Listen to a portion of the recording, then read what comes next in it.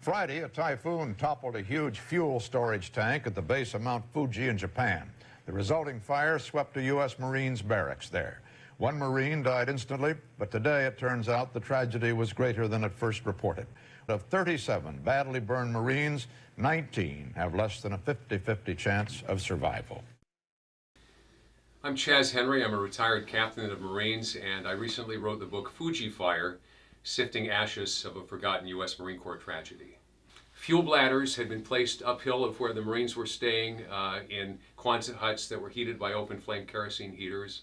When this world record-setting typhoon came through, it put so much rain on Camp Fuji. In 1 hour they received 3 inches of rain. Over the course of the day they received more rain than they typically would in a month. That water just lifted these fuel bladders and broke open a breach in a berm that was supposed to be protecting the camp from the fuel if it had spilled. And when a piece of equipment slashed a 5-foot rip in one of the fuel bladders, 5,500 gallons of gasoline flowed downhill into the camp. And that interacted with the open flame kerosene heaters that were heating the Quonset huts in which Marines were living.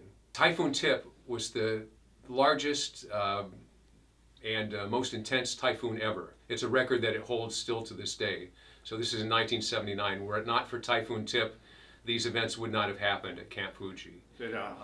My name is Mike Cummings. I live in St. Martinville, Louisiana right now, and I was a member of the 2nd Battalion, 4th Marines in 1979 when the fire at Mount Fuji happened.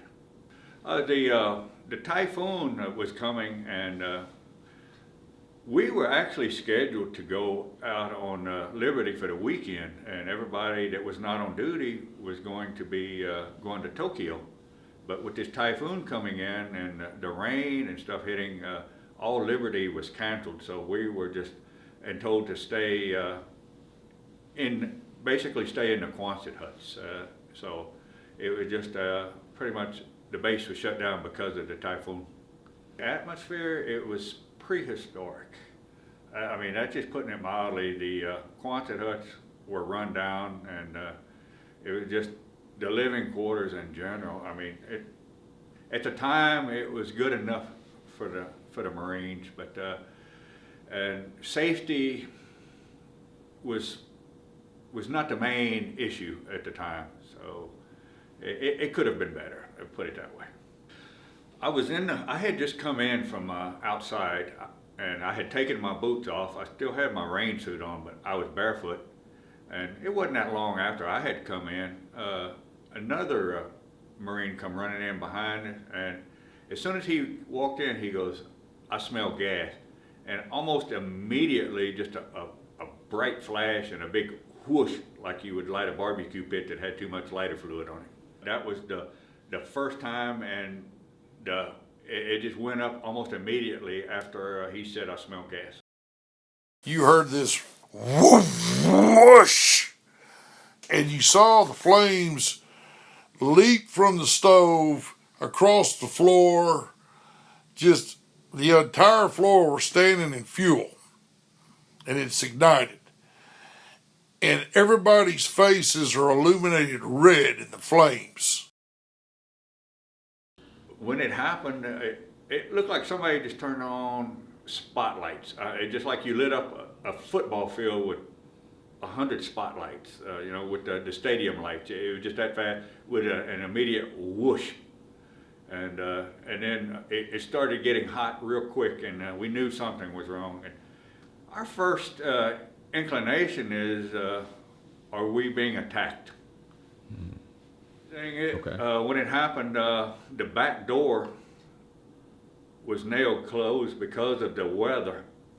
And the front door, that's where it seemed the fire was coming through. And one of the Marines in the Quonset hut with us, he got a running start, and he hit the door in the back that was nailed shut. And I'm not 100% positive, but I think when he hit that thing, I think he knocked it completely off the hinges and freed it. And he went out, and we just started going out one after another behind him. Yes. And one thing I remember about, because the place was built in tiers, and it's like a 3 to 4 foot drop. And I remember going out that back door and falling off of that face first into the tier below me. And I got up and just started running blindly through the flames. And that's pretty much what I remember about the fire itself. From the time, the big whoosh, it just, you didn't know what was going on. And then running through the fire is like, can I get out of this? Am I going to get out of this? And then when I finally did get out of it, I saw others standing around that weren't burned, but I could see the skin hanging off of my hands. And I could see a little bit because the skin was hanging off my face also.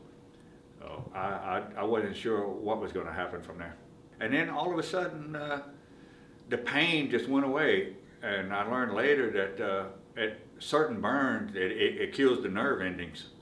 And that's why I wasn't feeling any pain after a while. Having witnessed a lot of bad things, ugly things, none can compare to that experience. I was, the pandemic hit, I was wasting time on Facebook. I posted a photo of myself at Camp Fuji in 1978, and I mentioned this was just about a year before the big fire there, and I was shocked at the number of people, fellow Marines included, who asked what fire, because this had been a significant disaster. 73 people had been injured, 54 of them burned, 13 died, and I couldn't believe that so few people remembered this. It happened in October 1979. I came to realize that just 16 days after the fire, hostages were taken at the U.S. Embassy in Iran, and the Iran hostage crisis just shifted attention away.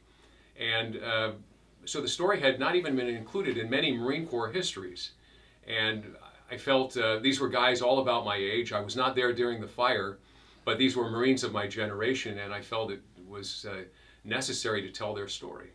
Okay. The most difficult part of the project was trying to find people, 45 years after the fact. But I was able to get a collection of names from some old documents and then try to track people down, send a lot of letters out. Eventually I found people, one or two at a time. Before it was over, I had interviewed 130 people who had been somehow directly involved with the events. Either the typhoon that came through the camp and caused this terrible problem, or people who were at the camp survived the fire. Air Force weather crews that flew into the typhoon, which set still standing world records. And then this incredible chain of medical people, Air Force, Navy, and Army, who took care of scores of terribly burned Marines and saw to it that while there was a high death toll, it was nowhere near what it might have been had it not been for their intervention. Sorry. Okay. Well, the book's available in hardcover, as an ebook, as an audiobook. You can find it most any place you get books, online or at a bookstore. And it's just been a privilege to be able to spend this time that I fell into. I think it was meant to be, because it was the pandemic that caused me to look for something productive to be doing. I never would have anticipated spending 4 years traveling across the U.S., traveling to Japan to do the research, but I think this may well end up being the most meaningful work of my professional life. And I hope for the Marines and families and airmen and soldiers and sailors who experienced this or were part of it, I hope that your story is out there now for you to be able to share with friends and family.